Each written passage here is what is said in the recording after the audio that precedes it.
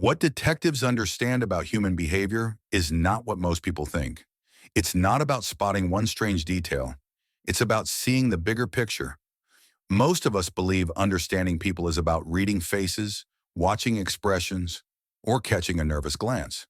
We look for small gestures, tiny movements, or changes in tone, hoping they will reveal the truth. But the problem is simple. Moments are easy to fake. Anyone can act for a few seconds. Detectives don't think in moments. They think in time, and that changes everything. They don't ask who looks suspicious right now. They ask whose story still makes sense tomorrow.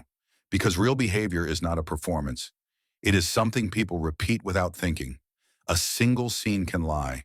A single moment can be staged. But a pattern is much harder to control.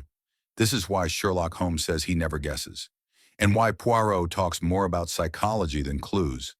They both understand that people reveal themselves slowly, not all at once. People lie with words, but behavior tells stories, quietly, over days, weeks, and sometimes years. Most of us focus on what just happened, the last argument, the last message, the last mistake.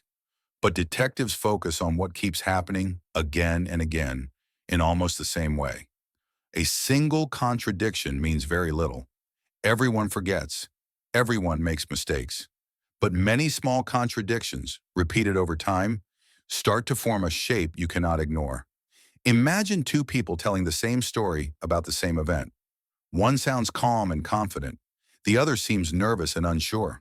Most people instinctively trust the calm one. Confidence feels like honesty. But a detective asks a different question.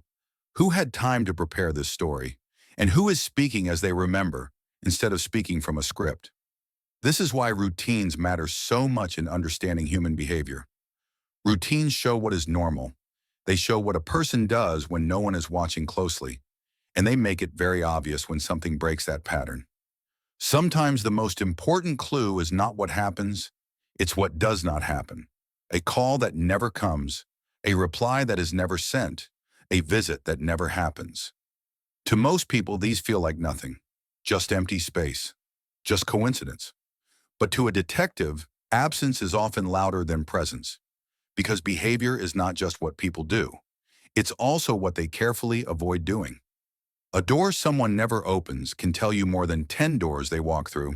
A place someone never goes can matter more than all the places they visit. This way of thinking is not only useful in crime stories, you use it in real life more than you realize, especially with people you see every day. Instead of asking, "Do I like this person?" Try asking a different question. Ask, "Does this person's behavior make sense over time?" Instead of trusting first impressions, watch for consistency.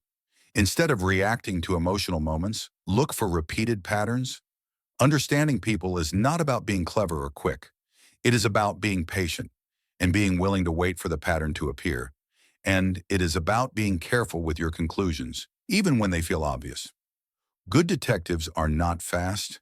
They are precise. They don't chase feelings. They don't chase drama. They follow behavior step by step, day after day, because behavior always leaves traces, and traces always form patterns. Even when people believe they are hiding well, their routines quietly betray them. That's what detectives really understand about human nature. Not how people act when they are being watched, but how they act when they think no one is paying attention. And that way of seeing the world can change how you understand everyone around you. In the next episode, we'll talk about something even more unsettling. Why calm, quiet people can sometimes be the most dangerous. Not because they are loud or emotional, but because they are prepared.